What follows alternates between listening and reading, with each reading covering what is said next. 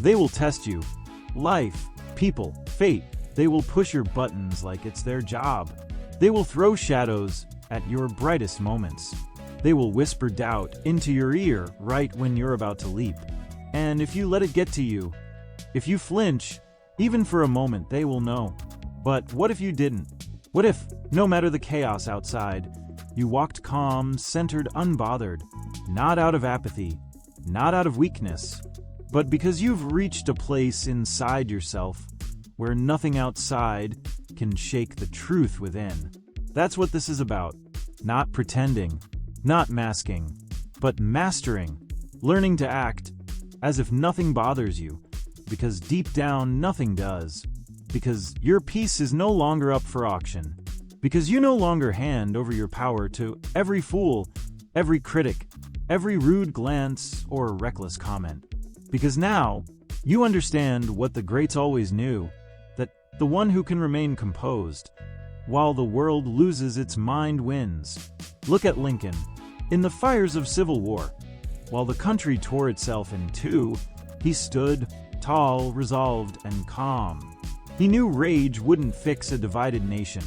Only clarity could. Only a quiet conviction rooted in something deeper than emotion. Look at Carnegie. Look at Ford. Look at Jobs. Titans. Not because they avoided problems, but because they stopped letting problems control them. They had moments of failure, doubt, betrayal, but they carried themselves like warriors of calm in a storm of uncertainty. You think success is born in easy days? No, it's forged in silence, in the quiet power of not reacting, in the mental steel of walking through fire and not flinching. When your emotions no longer control your moves, you've become dangerous, not in a loud, aggressive way, but in that quiet way, the way of someone who cannot be manipulated, cannot be broken, cannot be lured into chaos. This is what the masters of self have always done. They feel pain, yes. They feel fear, but they do not become it. They do not bow to it. They observe it, learn from it, use it, and keep walking, because they have learned that every reaction is a leak. Every emotional outburst is energy lost. Every time you get thrown off center, you give the world access to your mind. But when you stand still, mentally still, while the world tries to pull you in 1,000 directions, you become unstoppable, not because you don't feel, but because you've chosen discipline over drama, because you've chosen control over chaos, because you've learned the art of stillness in motion. That is not weakness. That is power.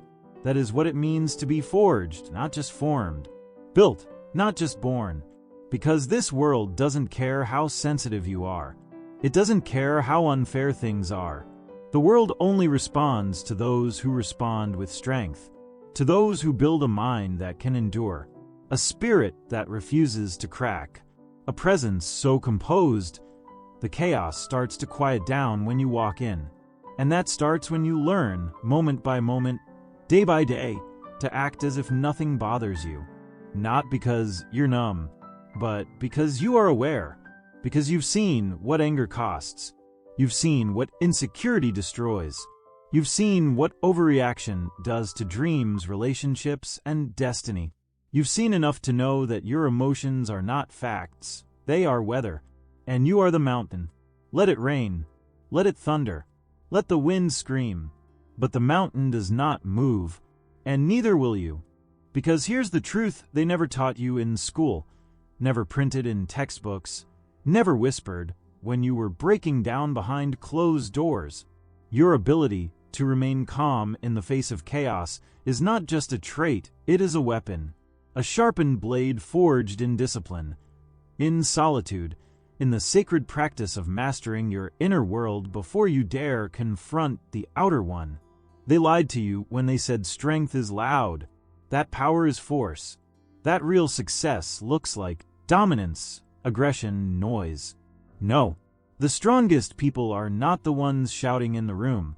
They are the ones who speak once, and every ear listens.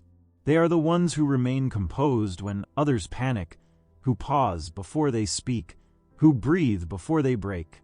because they have trained themselves not to react, but to respond. And that difference right there, that space between stimulus and response, is everything. It's the space where your greatness lives, where your clarity sharpens, where you make the decisions that shape your future. Acting as if nothing bothers you is not about denial. It's not ignoring reality. It's commanding your energy. It's choosing what you give your attention to, because you finally understand that attention is power, and power must be protected. Ask yourself, how many times have you given away your peace to things that never deserved it?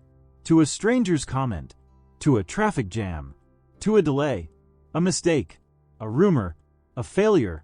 You broke your own momentum because someone else couldn't handle theirs. You let their chaos infect your calm. But what if you didn't?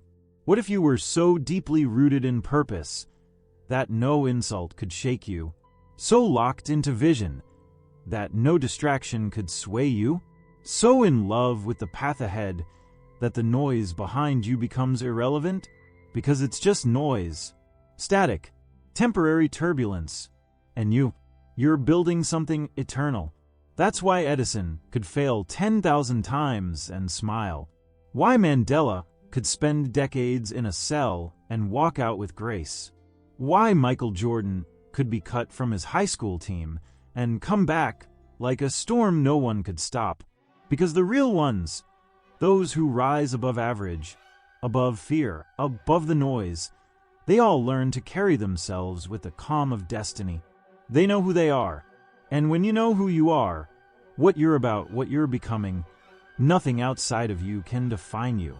Not failure, not rejection, not public opinion, because those are just seasons. They come, they go. But the mountain doesn't flinch when clouds gather. It doesn't shake when the wind howls. And neither should you. Let others react. Let them yell, panic, gossip, complain. You walk on. You nod. You breathe. You keep building. Because you understand the secret. You don't get to the top by reacting to every little thing. You get there by enduring, by waking up with fire and moving with peace, by knowing that your calm is not passive. It's discipline in motion. It's the warrior's mindset, the entrepreneur's edge, the leader's crown. You wear it not with arrogance, but with intention. Because the day you stopped handing your emotions to the world was the day you began to own your life. The moment you stopped explaining your peace to the noisy and the numb, you stepped into your power. And now, you don't beg for understanding. You embody it. You don't chase validation. You radiate it. And you don't fight to prove your worth anymore. Because your presence says enough. Acting as if nothing bothers you isn't about pretending to be untouchable. It's about finally becoming undisturbed. Because you've seen where overthinking takes you. You've seen what happens when you let small things grow into storms. And you've decided no more. No more giving away your day to one bad moment. No more giving away your dream to one setback. No more handing over your inner peace like it's optional. Because now, you've chosen power. You've chosen self-respect. You've chosen to walk like the mountain, while the world learns to adjust to your silence. And in that silence, there's a shift. Something happens when you stop reacting. People feel it. The ones who used to control you with their moods, their opinions, their games, they feel it slip away. They don't say it out loud, but they know you've changed. You're no longer accessible to chaos. No longer available for emotional hijacking. You're not dancing to their triggers anymore. Because now, you've chosen mastery over movement, stillness over struggle, vision over volatility. You're operating from the high ground now. And from there, everything looks different. You don't waste energy on arguments that lead nowhere. You don't burn hours obsessing over what she said, what he did, what they might think. Because you've realized peace is expensive. And if someone's not bringing clarity, progress, or purpose to your table, they don't get a seat. You've learned to protect your vibe like it's gold, because it is. Because the man who controls his mind controls his destiny. That's what Stoics like Marcus Aurelius knew. That's what leaders like Roosevelt lived. They didn't flinch when the weight got heavy. They didn't crumble when the pressure grew loud. They moved with quiet force because they were rooted in something immovable, character. And character doesn't show up when it's easy. It reveals itself when the heat rises, when the spotlight glares, when the crowd turns. That's when your real training shows. That's when the work you did in the dark, the books, the solitude, the self-reflection, the inner discipline, becomes your armor. You walk into the fire like it's home, because you've stopped asking the world to be calm. You've made yourself calm. And now you carry peace not because things are perfect, but because you are prepared. Prepared to handle storms without folding. Prepared to walk through betrayal without bitterness. Prepared to outgrow what used to destroy you. That's what growth really is. It's not loud. It's not flashy. It's not something you post on Instagram. It's when you used to break down, but now you breathe. When you used to explode, but now you reflect. When you used to chase people for closure, but now you simply close the door, not in anger, but in alignment, not in ego, but in evolution. Because now, your reaction is your responsibility. And every time you let someone else pull you out of your power, you confirm they own it. But not anymore, because the version of you who is unbothered is the version of you who will rise. That's the version that builds empires while others complain. That's the version that speaks less and accomplishes more. That's the version that gets remembered, not for how loud they were, but for how deeply they moved. The man who walks into a room with calm is not weak. He is feared, respected, watched closely, because calm means certainty, and certainty changes everything. It silences doubt. It disarms envy. It shifts energy. It makes people wonder, what does he know that we don't? You know yourself. You know where you're going. You know what you will and will no longer tolerate. So now, you walk like a storm is behind you and the sun is within you. You move like every step is on purpose, because it is. You've wasted too many years being available for drama, for distraction, for things that never built you. Now, you've chosen purpose over pettiness, vision over reaction, stillness over the screen, and the world will adjust to the new you, or it will fall away. Either way, you keep walking, because once you've tasted that kind of peace, the kind that doesn't come from others, but from the core of your own being, you'll never trade it for noise again. That peace is sacred. It's what lets you sleep at night, knowing you didn't let temporary people cause permanent damage. It's what allows you to build quietly while others perform loudly. It's what lets you stand in a room full of chaos and still see clearly. That's the kind of peace that makes you magnetic. People may not understand it, but they'll feel it. They'll be drawn to your energy and confused by your calm. And they'll ask, how do you stay so composed? They won't realize it's not that nothing ever touches you. It's that nothing owns you anymore. You've taken the wheel. You've trained your mind not to chase storms, but to become the sky above them. That's power. That's real leadership. Because in a world where everyone is triggered, offended, outraged, and reactive, you become rare. And what is rare becomes valuable. Let them talk. Let them misunderstand you.